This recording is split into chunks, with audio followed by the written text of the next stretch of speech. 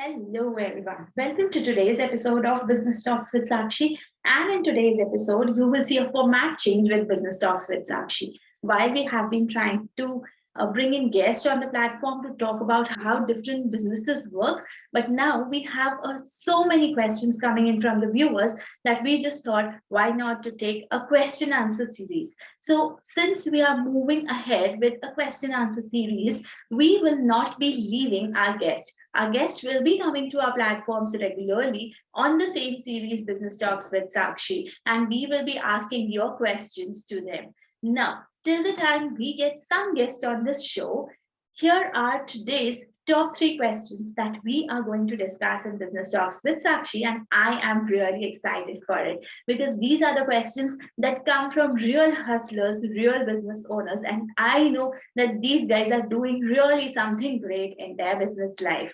Now, when we talk about entrepreneurship, it has various modes, and sometimes we get stuck with some of the things that we might not be getting solution to. So, if you want to come out of those things, then this talk series can actually help you come out of the current challenges in your business because what people are facing, you might be facing it too. So, do refer to the questions and check the full video. Be there till the end. If you have some questions, there is a link in the description box where you can fill your question. And if your question gets featured on the show, then you will be entitled to win a surprise gift. So, and do not forget to check the link in the description box.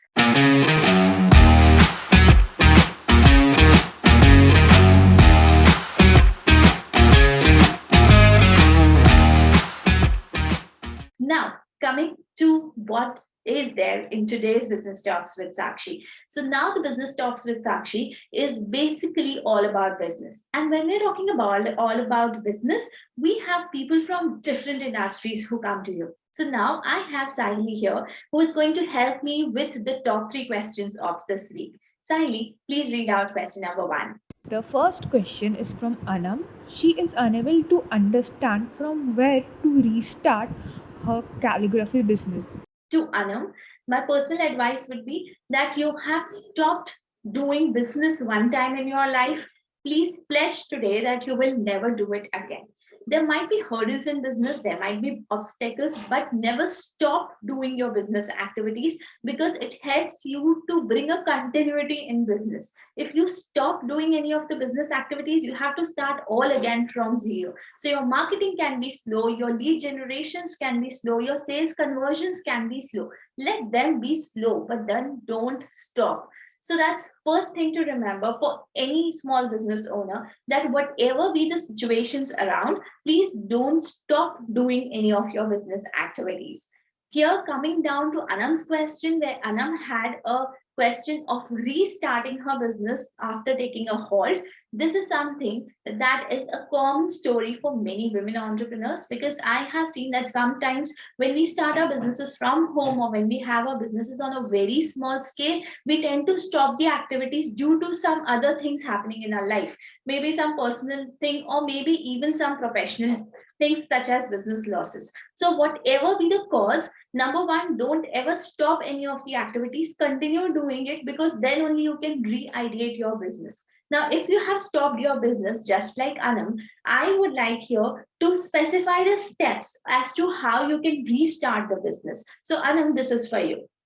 Number one, check your products and services, whether they still exist as a needful product or service for the market and how you're going to organize them. Because earlier, if you had a small inventory and that was not making profit, it shows that earlier also the product was not getting response. And today also there might be a chance that your product or service will not get the response. So the best way is first to identify what are your product and services that you are ready to offer to your customers. Second thing is check them in current market situations. Whatever was trending a year or 6 months back might not be trending right now because the world is changing very fast. And specifically with access to platforms where e-commerce stores are filled on the internet like anything, you have a huge chances on missing on your customers very soon. So that's why I would say that first check into your customers whether they are really in need of that product or service or not. If not, then modify your product or service according to the current needs of your customers, and we call it to check the market fit in technical terms of business. So this is something which covers your second step. The third step is to create new avenues in your business. Now, when I'm talking about creating new avenues, it really means that understanding how your business can grow and how you can get consistent income out of your business, because that's something that will give you confidence to carry forward your business for the coming months and years. So if you're not getting sales, then your business might be stuck and you will feel demotivated. So if you want to come out of this trap, then the first thing that you need to do is identify how you can sell your product or services on retail. Retail means something which is a no-brainer offer for people, which people can buy very easily. So anything which is accessible to people at a very low rates, or maybe the quality is very high or the value that you're giving back is very high, people tend to buy that. And basically, like if you're talking about items which are artistic items, because you belong to calligraphy industry and like you are trying to create some art items, when you're creating these art items, ensure that you create it for your retail customers as well. That means that they are little common. And once you're done with the retail and you're settled with a certain amount of income coming to your business, later pitch the giants. That means go for B2B model. So this is how like actually you can get a growth part for your business. First, start with setting up your retail thing and keep that in mind that you need to have certain parts which give you consistent income in your business. Now, number four is very important aspect of restarting your business. That is how you collect your leads. Because earlier, lead collection could have been mechanisms where you were having exhibits or going to people on their stores and selling your items. But today, with digital platforms being so much in use, it's very easy and it's necessary to utilize digital platforms for lead collection and for lead generation. So having a good lead generation mechanism can help you to identify the potential customer, reach them out through different platforms, and study as to how your business can grow. So until and unless you have a lead generation process, your business cannot have continuous sales. If you want continuous sales in your business, ensure that you have a lead generation system. So that's it, Anam, and I hope that you might have got answer to your question. Let's go to the next question. Second question is from Paulami, and she wants to know how to create a database system for her company. So, Polemy, this is for you. Although we are aware that in businesses we can buy databases too, that means there are official companies who give us databases. But let me tell you today the difference between creating a database and buying a database, and what will happen if you do any of these things. Well, first I'll come to a common phenomena that normally business owners do. That is, they tend to buy a database because they feel that I get 5,000 or 10,000 leads just in one go on which I can work. Now, although this can be a possible option, but might not be a very good option for your business. If you're starting something new, it's very important that you collect leads that convert, because if your business is not converting, you might end up losing on the potential that your business has very soon. Because although you might have very good products, you might have very good services, but if you're not able to sell it to the right people, then you fail as a business owner, and as a result your business suffers losses. So never buy going for buying databases, because that's not going to help you so much. Instead, try creating databases. Now, when you're buying databases, there's also one more problem that normally occurs. There are problems like having dead leads. That means people don't fill up their information properly. And as a result, the information that you get, that is the phone numbers and the email IDs, or sometimes even the websites don't exist. This is something that even I tried for my business, and that was a mistake that I did. We lost our money there and it became a business loss. So when you are creating your databases, these things, that means these errors get eliminated from your database, because people are coming to you. Because whenever you're creating your own database, people are interested towards your product and services. So how do you create your own database?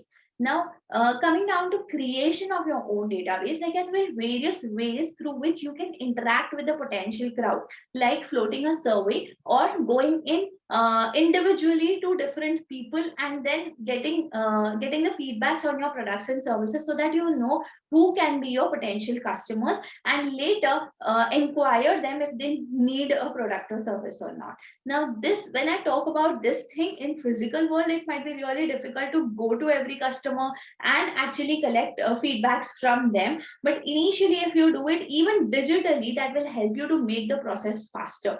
So I have a video on how to create a lead generation system for your business, and that is something that you should watch. Click on the I button on the top, and that will navigate you to the correct video, which you can take help from and create your own database. Now, coming to the last question for this episode, please go to the next question. The third question is from Ayushi. She wants to know how to keep herself motivated to do new things every time in her business. Okay, so first of all, Ayushi, thank you for asking this question. And I would definitely say that yes, there are moments in our lives, not only if you're running business from home, but even if you have your own offices and your own areas for doing business, but still sometimes you might end up into situations where you get where you feel messed up or you feel demotivated. Now, when you are asking me this question, that like how you can be motivated, I would say that instead of just giving you jargons on like read books, watch inspirational stories, I would go into the personal side of my life, where I normally what I do is like I have a habit of collecting a lot of feedbacks on how my work is going, not only from my mentors but also from people who take my services. So when people are taking my services and they are giving some feedback, sometimes they might be negative, sometimes they might be positive. Now, leaving apart negative feedbacks, so these negative feedbacks are actually good for improving anything. But when we talk about the positive feedbacks, they really help me to bounce back in my business. And I really do go and watch those videos. I read those texts multiple times whenever I feel demotivated. So that's my way of coming out of any situation that I have in my personal or professional life where I feel that I'm demotivated about my business. And also another thing that I try to do is normally that I try to give a specific solution to the current situation. Like if certain thing is not working in a certain way that I want to, and if I'm getting demotivated because of that particular thing, basically it happens because your product or service is not working in the way that you want, and sometimes you don't get sales for a particular month and you get start worrying about your business.